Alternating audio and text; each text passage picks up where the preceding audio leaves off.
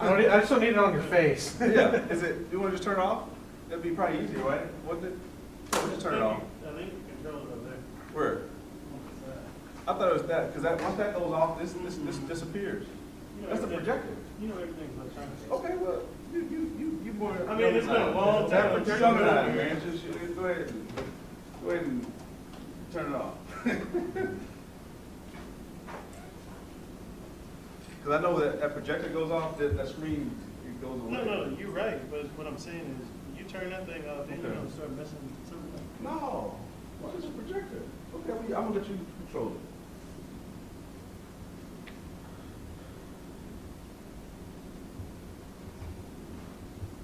So you just push it, put it. No. Okay. Because you know, if you turn it off from over there, whoever comes in and tries to teach, the thing's gonna be off. But then you can turn it back on. Okay, but No, because it's not.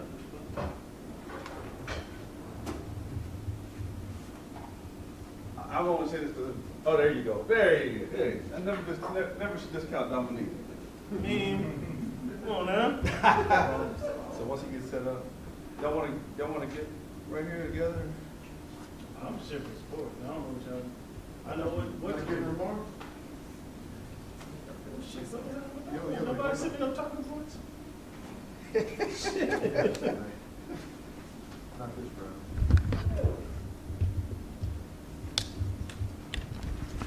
The suit gets filed. Yeah, then we'll come in. Y'all get it. Y'all know they hit it.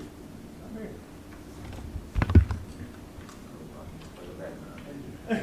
That's what I'm saying. George after the suit was filed, we got to be correct. I thought it was something else.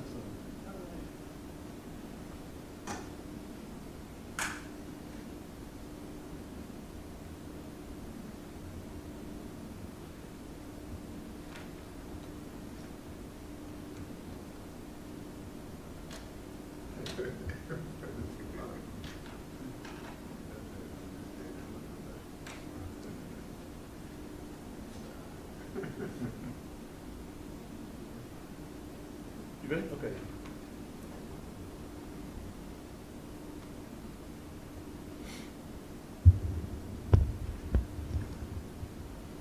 Good afternoon. My name is Ron Reynolds, and I am a state representative, but here today as chair of the Texas Legislative Black Caucus and chair of the newly formed HBCU Texas Caucus.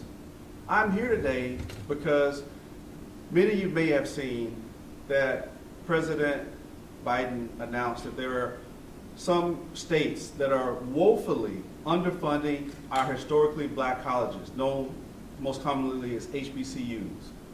And here in Texas, we're here on the campus of Texas Southern University. And I'm a proud product of Texas Southern University. Texas Southern University is one of the HBCUs that is woefully underfunded.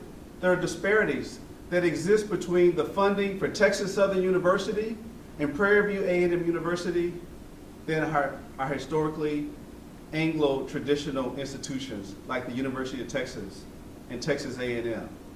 And so we're here today to shed light among these disparities that have existed for decades. Why is this so troubling? The reason why it's so troubling right here for Texas is the home of the most African Americans than any other state in the country. Just this last legislative session, we had a $33 billion surplus. $33 billion.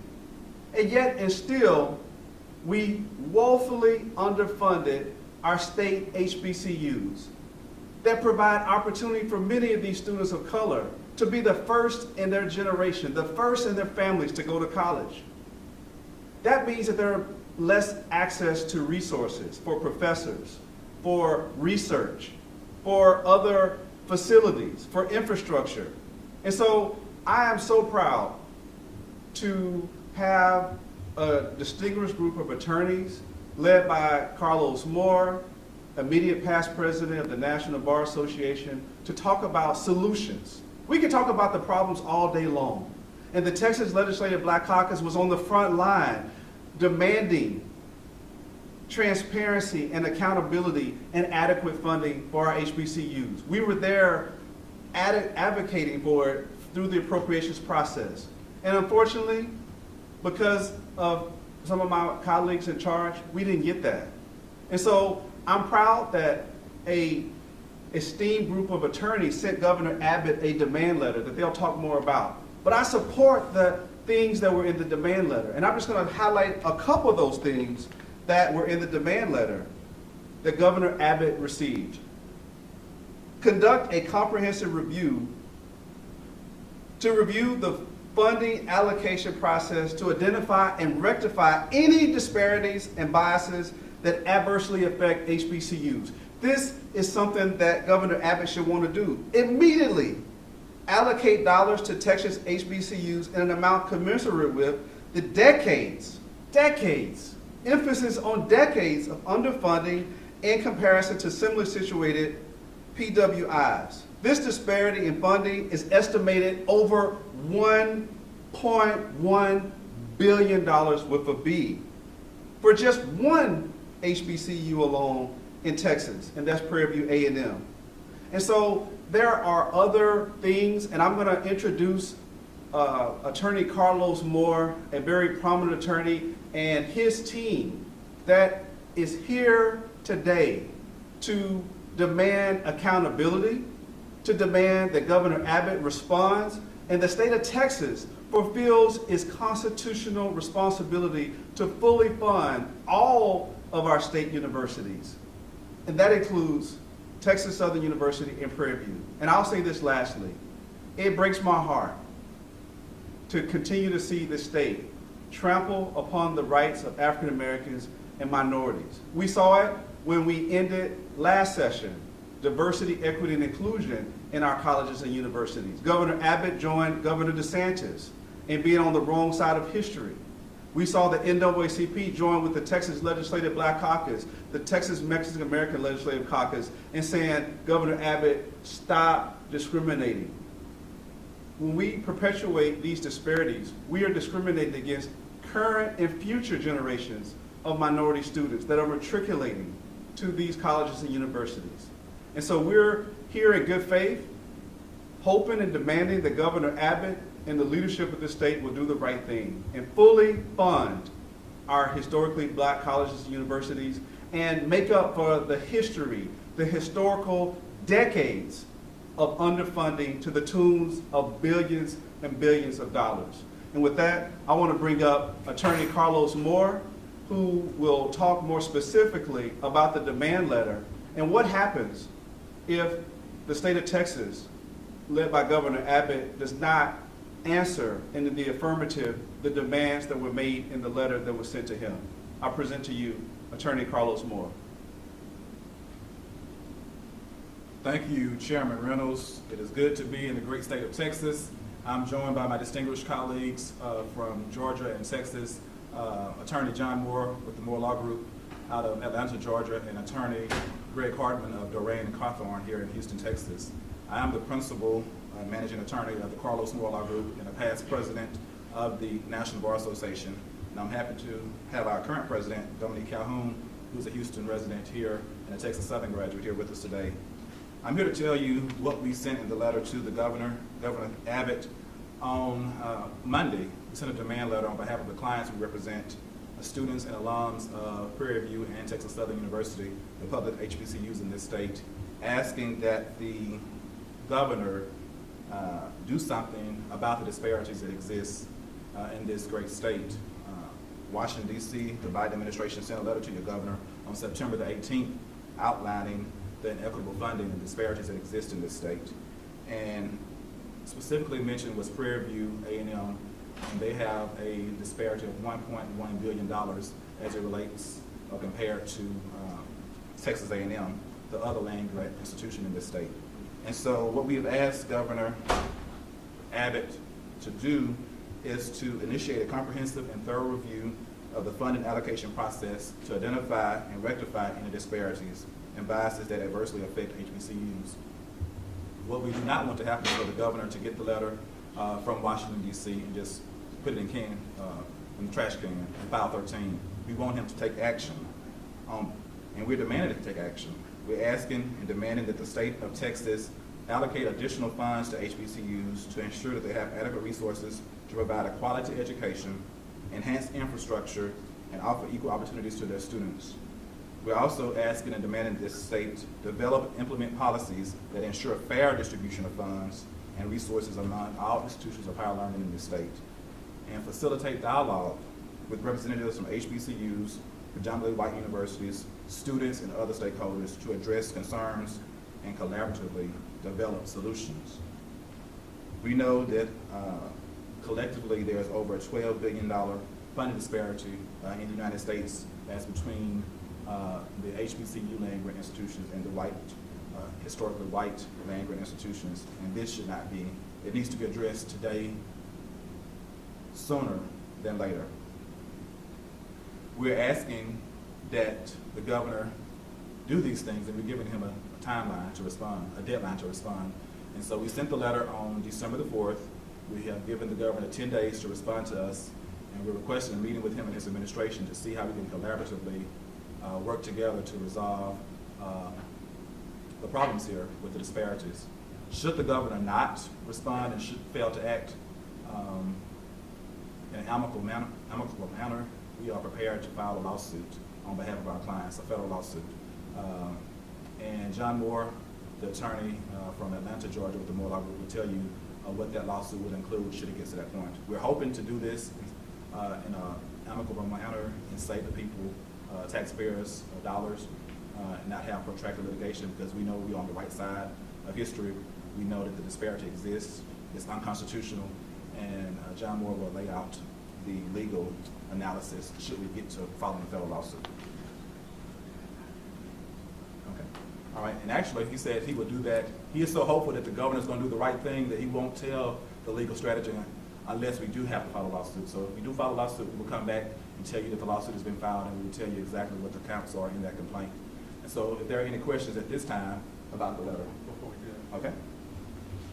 Before we entertain questions, one of my colleagues, who is part of the Texas Legislative Black Caucus, whose district we're in now, Representative Jolanda Jones, was there when we were fighting on the floor throughout the appropriations process in the record $33 billion surplus. When we were on the floor fighting for Texas Southern University, for Prairie View A&M to receive adequate funding, Representative Jolanda Jones was there, not just representing her district, but representing HBCUs across this state. And in fact, Representative Jones was there when we met with students from the newly formed HBCU caucus that was formed to address these disparities. She was there with those students, and so I want to bring up Representative Jolanda Jones, whose district we're in now at Texas Southern University. Representative Jones. Thank you.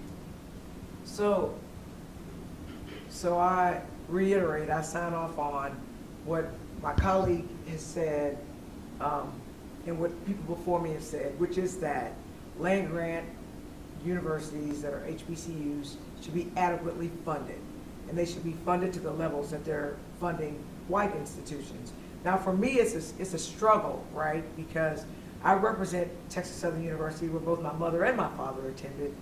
I also represent the University of Houston, which is where I attended.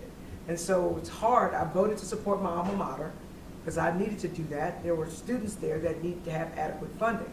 But it broke my heart that Texas Southern didn't get the same kind of love. And the only difference between the schools is one is PWI and one is an HBCU. And so, and with this whole effort to defund or get rid of DEI and critical race theory, it is a problem. Most of the black lawyers go to school at Texas Southern, at Thurgood Law School University. If you look at Prairie View A&M University, Prairie View puts a lot of nurses into the medical industry. So these universities, these HBCUs, have a place. They deserve adequate funding, and I stand with my colleague, Chairman Reynolds, and I stand with the young people who actually, as he said, came to Austin to tell us, please adequately fund us. We want to have the same kind of education as everyone else. What do we need to do? So I support not giving a legal strategy because of my day job. I'm a lawyer. And we do want to work this out. We want to work with the governor, if that's possible. This isn't a partisan thing. This is a human rights thing. It's a right thing to do thing. And so I stand in support, and whatever I'm needed to do, I will absolutely do in conjunction with my colleague and all the partners that we have. Thank you, Representative Jones. And we have one final person. He's been introduced earlier. He's a product of Texas Southern University. That is none other than Dominique Calhoun, the current president of the National Bar Association. Thank you, Mr. Chair. My name is Dominic Calhoun, and I am the current president of the National Bar Association. More importantly, I'm also a graduate of Texas Southern University in the Thurgood Marshall School of Law. And uniquely, I was the former executive director for government relations for Texas Southern University. I know well about the issues for funding and the lack thereof for this institution. Quite frankly, this is not something new. To my colleagues from out of state and to the members of the legislature, you all know what the Academic Development Initiative is. This was a product of the year 2000, when the state legislature and the governor then, George W. Bush, came to an agreement to ensure that not only Texas Southern University, but also Prairie View would get adequate funding. That's right. And currently incorporated into the budget for years has been some level of funding. However, we've seen that funding diminish over the years. And we are just here asking, not only for our legislature, but for the governor, to reconsider the amount of support that it gives to its HBCUs, and most importantly, or most critically, to the Texas Southern University. The National Bar Association stands behind this initiative. We stand with the Texas Legislative Black Caucus, and we stand to make sure that adequate funding is guaranteed for all of our minority students and our HBCUs. So I thank you all for bringing light to this attention. Thank you to the Texas Legislative Black Caucus for your work on this, and the National Bar Association will continue to support these endeavors. Thank you.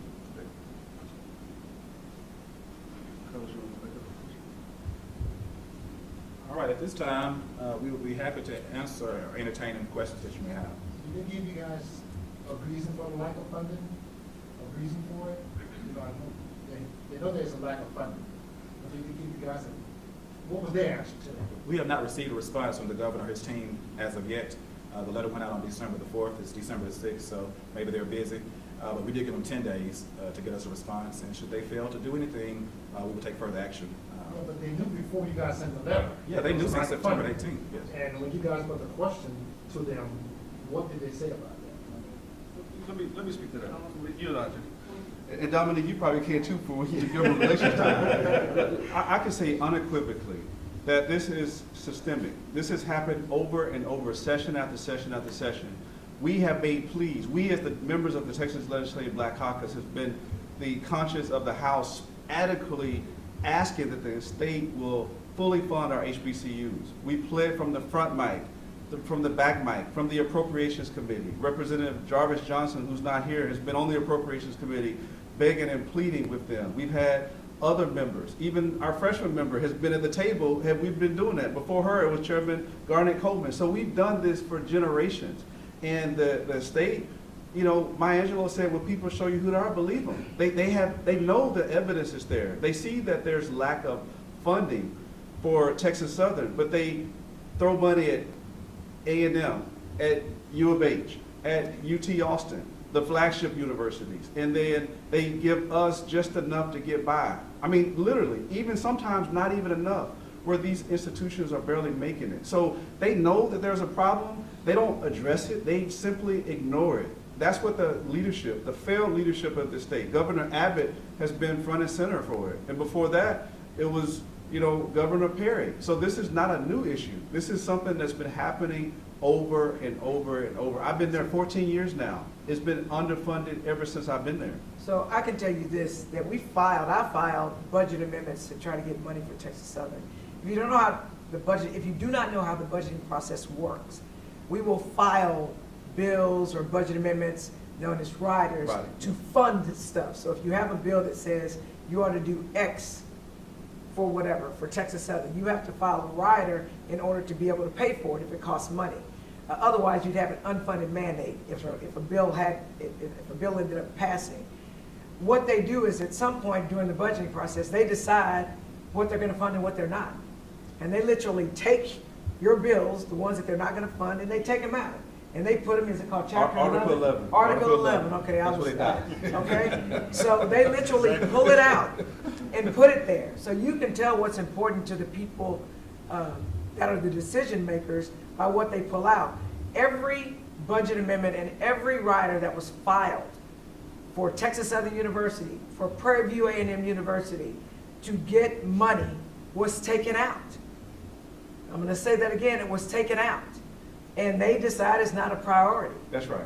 I mean, they decided it's not a priority, and the problem for us in the TLBC, we're the minority, for the most part, the minority party. That's right. And so the people who have all the power, they just decide what they want to fund. Some of the things they fund don't make a lick of sense to me.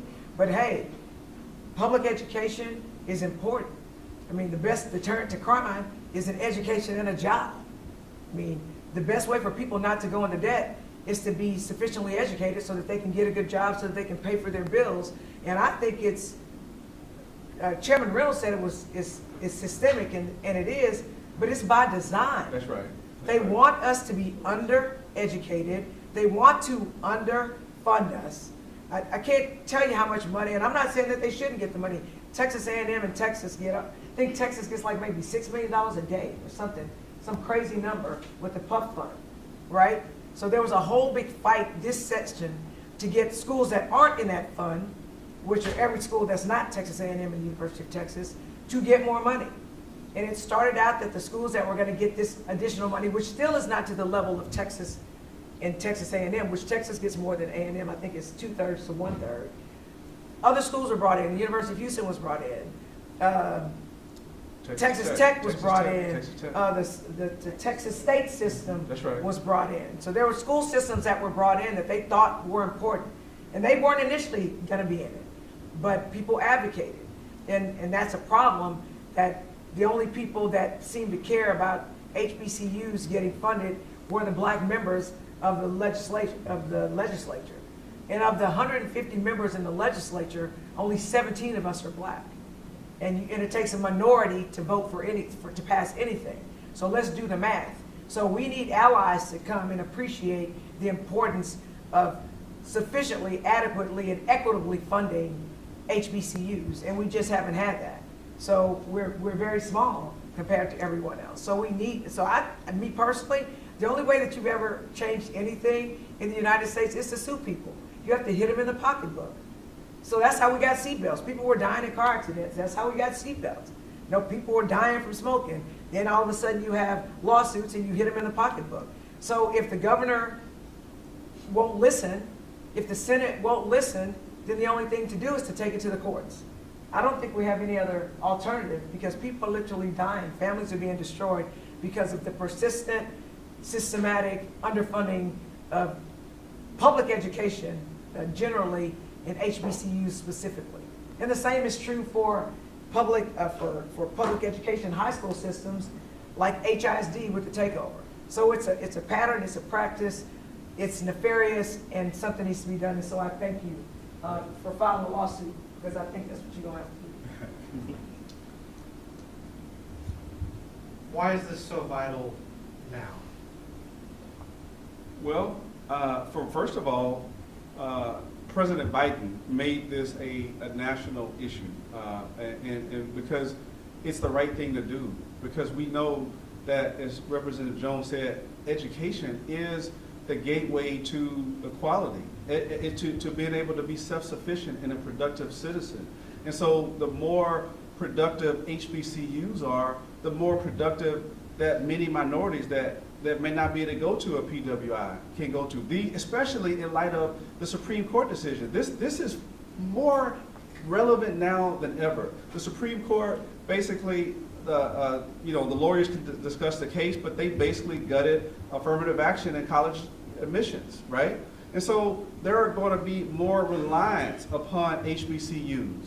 So with the fact that there's more reliance on HBCUs, there's more need for funding to make sure that we can fund the enrollment growth at these HBCUs. We're anticipating that this law being implemented, this is going to be the first incoming group of students. We're anticipating larger student populations. Without adequate funding, there won't be resources. There won't be additional professors. There won't be additional dormitories and other necessary financial aid, other things that they are going to need. And so until the state of Texas fully funds, and it is a responsibility that they have been adequately lacking with this, to the tune of billions of dollars, these students are going to be hurt.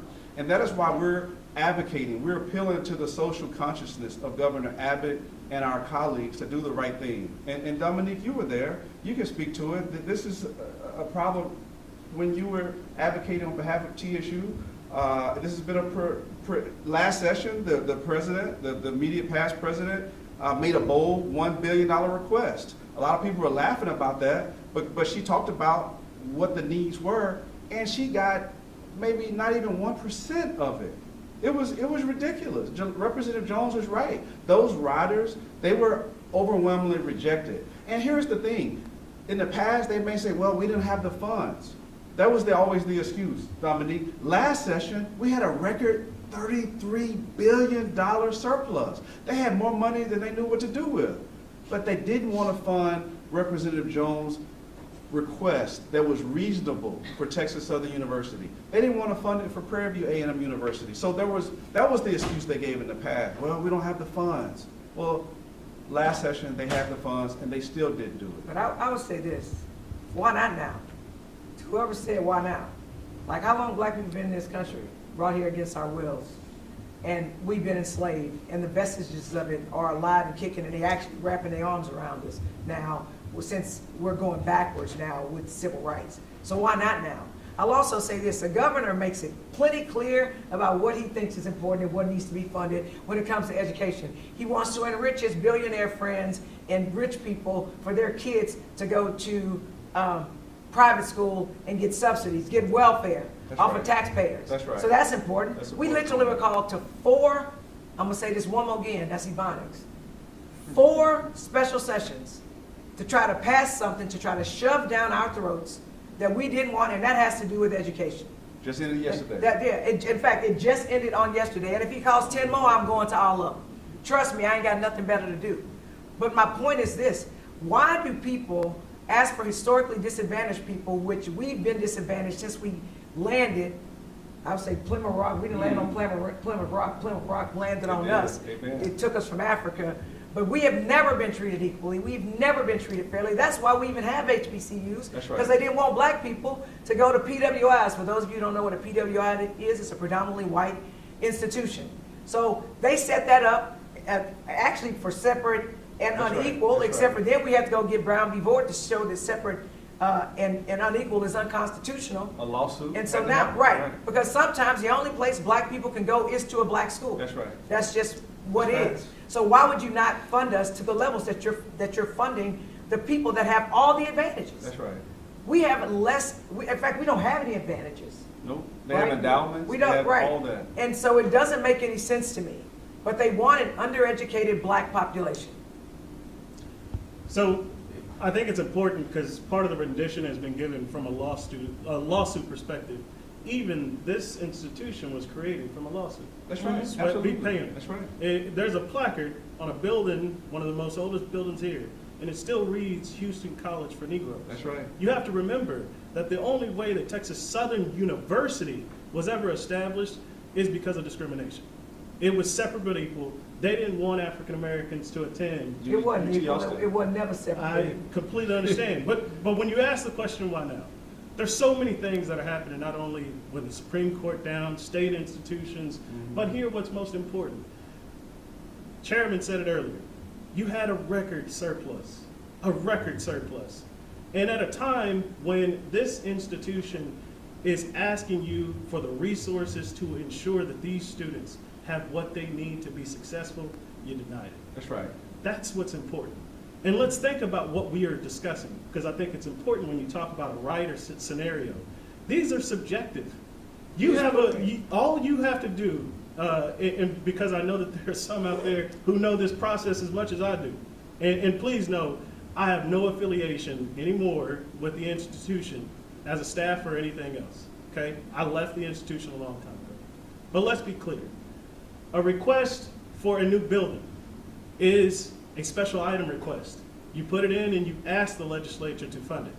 A request for a new college is a special item request. You put it in and you ask them to fund it. If you want a dormitory to ensure that the students who go to school here can live on this campus, and we know the statistics that if you go to school here, you live on campus, you will be more successful. If you want to see better outcomes from the school, you have to make the investments That's right. into the school. The same way that they make them for the major PWIs. If you are at a record surplus, if you have $33 billion and you want to pour back into higher education, here is the investment to make. If you want to see new outcomes for the law school, which produces overwhelmingly more African Americans and Hispanics lawyers in this state, you would pour into them as an investment. If you want the pharmacy school, who produces a quarter of all pharmacists around the country, you would pour in as resources back into them. That's what we're asking you for. It was an opportunity for you to take an option subjectively and say, we will guarantee that that school will thrive and be successful. But let me say this, because I think sometimes we may talk over like people's heads, right? Some people don't know how much is $1 billion, okay? Because we had 33 billion with a B, not M, B. You know how much $1 billion is? $1,000 million. I'm gonna say that one more again. $1,000 million is 1 billion. Now multiply that times 33. So if they gave Texas Southern $100 million, Yep. right? If they gave Texas Southern $100 million, 1 billion is 1,000 million. That's not even like a penny. Look at, you got some money in your pocket? Pull a dollar out. Let somebody ask you for some money on the corner, and you give them a penny of your dollar. Or for that matter, you got $100, and somebody asks you, and they give you a penny of your $100. You're not even gonna feel it. That's how much they don't care about us. That's right. That's how much they have $1,000 million. So when people are asking for $6 million or $10 million, right, that's nothing. That's It's right. not even a drop in the bucket. That is the most disrespectful thing. And how much were they gonna give? They wanted to put how much in with vouchers? Oh. For a lot They less. wanted to give each family that was already rich and wealthy $10,000 to supplement their kids' private school tuition. Right. Each family. But so my point is, they ain't giving no vouchers for people that go to PWIs. That's right. Right? This and you can try to call it however you want to call it. You can try to say you don't have the money. They had 1,000 million 33 times. And I'm offended. And that's why I'm really grateful for the lawyers that are willing to come in and demand accountability for all the stakeholders across the state that we've been on the House floor, and Senator Miles and Senator West in the Senate floor advocating for to know results for Black and brown Texans. And so we're here in good faith. We hope that Governor Abbott will do the right thing. He messed up the opportunity to do the right thing when it came to DEI, diversity, equity, and inclusion. He was on the wrong side of history. He was on the wrong side of history, and you mentioned it, Jolanda Jones, when it came to the nonsense of CRT. He's been on the wrong side of history of advocating for vouchers. He's been on the wrong side of history with the HISD takeover. This is Governor Abbott's chance to be finally on the right side of history for Black and brown Texans. And let me just add, in 1862, when the original land grant institutions were here in Texas, and the federal government gave them that money, they did not allow Black students to attend those white land grant institutions. So in 1890, the federal government says you either have to let Black people attend the white land grant institutions, or we'll give you one for the Blacks, but it has to be funded at the same level as the whites. And so this is the reason Washington sent the letter to the governor of this state on September 18th. They took the money knowing they had to fund it at the same level as the white land grant institutions. Prairie View has to be funded at the same level as Texas A&M. That has not been done. And Washington sent them a letter and calculated over the last 30 years alone, there's a $1.1 billion disparity as between Prairie View and Texas A&M. We haven't even got to Texas Southern yet. So we know Texas Southern is underfunded as compared to University of Houston. But Washington sent the letter and gave one example of a public HBCU, Prairie View. And so we know if we go to court, we'll win. The evidence is there. And so that's why we're doing it now, because HBCUs in this nation generate over 15 billion economic impact on the local and regional economies they serve. The communities they serve is an engine driver. So not only are the students suffering, but the local and regional economies are suffering because these institutions have not been funded equitably.